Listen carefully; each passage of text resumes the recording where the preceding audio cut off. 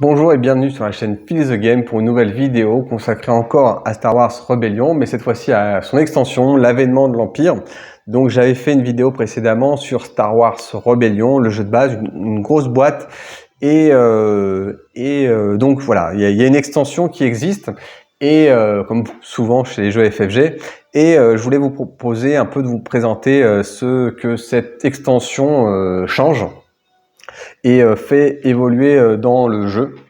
Et donc, il y a pas mal de choses, hein, comme souvent. Donc, c'est une extension qui est quand même importante et qui va modifier un certain nombre, à la fois la façon de jeu et aussi de rajouter quand même beaucoup de contenu pour un peu plus d'une trentaine d'euros. Donc là-dessus, FFG n'a pas été radin. Je pense qu'il y a des extensions des fois qui sont un peu cheap, mais là, pas du tout. Là, vous allez vraiment avoir de l'extension. Alors, dans le livret, on vous reprend directement le matériel supplémentaire. Donc, la feuille de règles, c'est quand même bien aimable. Mais vous allez avoir notamment des cartes missions. Donc c'est ce que je disais à la fin de la précédente vidéo, c'est qu'effectivement à un moment, et surtout pour le joueur rebelle, les cartes missions étaient un petit peu redondantes et un peu scriptées. Alors c'est pas les cartes missions, c'est les cartes objectifs, effectivement. Donc c'était un peu scripté et donc ça pouvait créer pour des joueurs habitués un petit problème au niveau de l'anticipation du mouvement rebelle. Voilà, le joueur impérial pouvait un petit peu se prémunir en devinant plus ou moins facilement ce qu'il pouvait éventuellement chercher. Voilà, donc des nouvelles cartes en pléthore quasiment dans tous les domaines. Alors des nouveaux héros, donc vous en avez 4 chacun, et donc comme ça se passe environ sur la période un petit peu, là ils rajoutent les personnages de Rogue One, donc en plus c'est vraiment l'un des meilleurs films de la franchise. On retrouve effectivement le directeur Krennic, Jabba the Hutt, alors Élite de Krennic, ça c'est peut-être un peu plus anecdotique, mais voilà, on retrouve ces personnages-là du côté impérial, mais surtout du côté rebelle. On retrouve son nom son nom m'échappe, mais voilà, il y a Cassian Andor et aussi le héros aveugle, hein, vraiment qui était très marquant. En fait, ils étaient deux en plus, mais bon, voilà, il était marquant. On retrouve le père adoptif de Jyn Erso et Jyn Erso elle-même. Alors vous voyez des petits des petits dés, parce qu'effectivement ils introduisent des nouveaux dés, des dés verts, donc voilà, ça rajoute de la couleur, c'est très sympa, et des dés qui ont peu de chances de réussir, mais vous voyez, il y a que 2 faces qui font des hits, mais voilà, c'était un peu leur idée de rajouter un petit peu de quelque chose d'alternatif, donc c'était sympa. Alors voilà, 4 nouveaux leaders, et donc avec leurs petites cartes leaders qui vont avec, donc qui va rajouter de la diversité, qui va rajouter du renouvellement, donc ça c'était le bienvenu effectivement, donc on s'en plaint pas. Pareil, donc ce qu'il y avait, donc c'était les cartes missions qui vont être augmentées. Donc là, les cartes missions en elles-mêmes, que ça soit du côté rebelle que du côté, donc là c'est cartes objectifs. Voilà, donc beaucoup de plus de cartes objectifs que vous voyez là. Donc ça c'est cartes mission, ça va ici. Donc des nouvelles cartes projet du côté empereur, donc ça moi les cartes projet j'en joue pas beaucoup, j'avoue que c'est pas un système, pourtant j'avais fait beaucoup de parties, c'est probablement une erreur, mais voilà, je les joue pas beaucoup. Et surtout voilà, les cartes mission comme j'expliquais, voilà, ça double quasiment. Alors en plus vous allez avoir un système un petit peu différent, vous n'allez pas juste vous contenter de les mélanger, mais plutôt en substituer un certain nombre. Donc voilà, il y a un système de substitution avec les nouvelles cartes. Voilà, mais surtout vous voyez comme idée que vous allez avoir de la rejouabilité en ce qui concerne les cartes de mission et les cartes donc les cartes, alors le nom m'échappe, voilà, cartes d'objectif, voilà. Donc ensuite, vous voyez qu'en plus il y a des nouvelles unités, hein, donc on va remonter un petit peu le truc.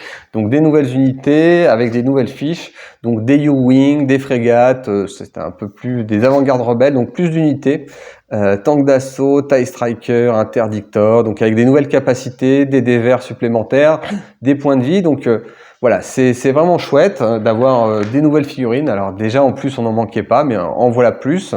Et puis peut-être le truc le plus important, c'est une revue des combats.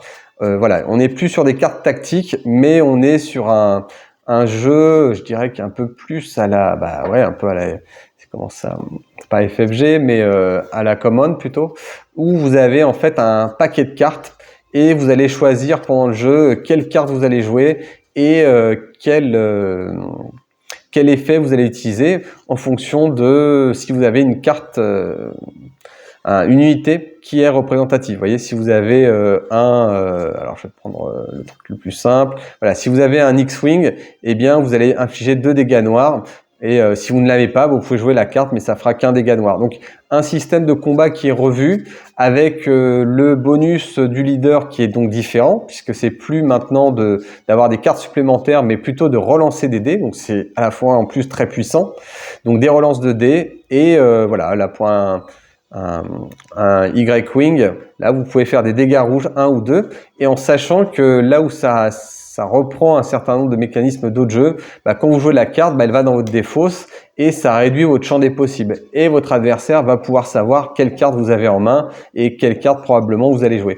Donc ça va être plus fin, plus tactique, plus expert à mon avis pour le jouer. Et un très bon joueur qui maîtrisera bien ces cartes-là va pouvoir prendre vraiment l'ascendant de manière hors aléatoire, mais par sa connaissance tactique, jouer les bonnes cartes. Hein. Donc évidemment, il y a aussi des cartes du côté rebelle, hein, qui sont en fonction de leur. Alors ça c'est pour les combats terrestres, hein, mais voilà. Donc autant les deux versos, donc ils vont pouvoir, vous voyez, infliger 4 points de dégâts à un TBTT ou un TSST. Donc ça représente en plus cap de remorquage des événements du jeu. Hein, donc c'est très fluff. Hein.